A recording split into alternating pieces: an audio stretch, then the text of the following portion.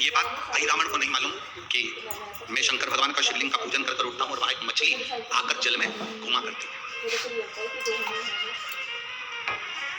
पूजन करते समय, तुलसी को जल चढ़ाते समय, अभिषेक पूजन करते समय, घर में आप पूजन कर रहे हैं उस समय पर तुलसी को जल चढ़ा रहे हैं, उस समय पर पीपल की पूजन कर रहे हो, उस समय पर बेलपत्री का पूजन कर रहे हो, उस समय पर आंवले का पूजन कर रहे हो, उस समय पर या कोई पूजन भजन आप कर रहे हैं उस समय पर दरवाजे पर अगर 3 सामने खड़े हो जाते हैं तो ये समझ लेना कि आपकी पूजा को भगवान ने स्वीकार कर लिया। कौन 3 है उसका स्मरण करिएगा। पहला, पूजन करते समय, भगवान की आराधना करते समय अंदर मंदिर में अपने घर में बैठकर आप भगवान निला रहे हैं, भगवान की पूजन कर रहे हैं, अर्चना कर रहे हैं, सेवा कर रहे हैं, माला जाप कर रहे हैं, पूजन अर्चना कर रहे हैं, तुलसी को जल चढ़ा रहे हैं, उस समय पर 3 का दर्शन अगर आपको हो जाता है, आपके दरवाजे पर अगर आ जाते हैं तो आपका समझ लेना पूजा स्वीकार हो गया। पहले नंबर पर पूजन करते समय दरवाजे पर गौ माता आकर खड़ी हो जाए, समझ लो तुम्हारा पूजन सफल हो।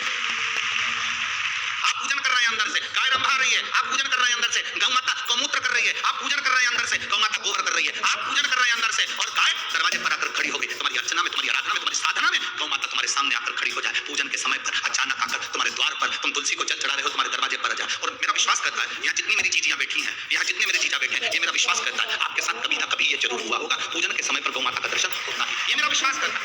और ये कब होता है? जिस दिन आपका चित्त मन वृत्ति भगवान में रमी हो, चाहे तुम राम जपो, हनुमान जपो, शिव जपो, तुम्हारी मर्जी पड़े वो जपो, तुम देवी की भी पूजन कर रहे हो, किसी की देवता की पूजन कर रहे हो, कुल देवता की पूजन कर रहे हो, दिल से कर रहे हो, तो ये 3 का अगर दर्शन हो जाए तो कार्य सफल है। पहला, जम के बोलो गौ माता। दूसरे नंबर पर हमारे यहाँ हम पूजन में लगे हुए हैं, आराधना में लगे हुए हैं, भगवान की अविरल भक्ति में लगे हुए हैं, भगवान की पूजन आराधना और भक्ति में हम तल्लीन हैं। और दूसरे नंबर पर उस पूजन करते समय पर तुम्हारे घर की बहन बेटी तुम्हारे दरवाजे पर आ जाए तो समझ लो पूजन सफल हुआ है।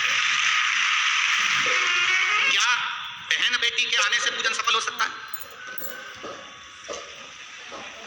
कहां लिखा हुआ है महाराज जी? आप इतनी बड़ी बड़ी बातें करते हो, पूछने वाले पूछ सकते हैं, कहने वाले कह सकते हैं, आपने कैसे कह दिया कि बहन बेटी के आने से सफल हो जाता करे? तो आप उठाओ, हिमालय राज का बेटा बाणासुर से दोस्ती कर लेता, माता पार्वती का भाई बाणासुर से दोस्ती कर लेता है और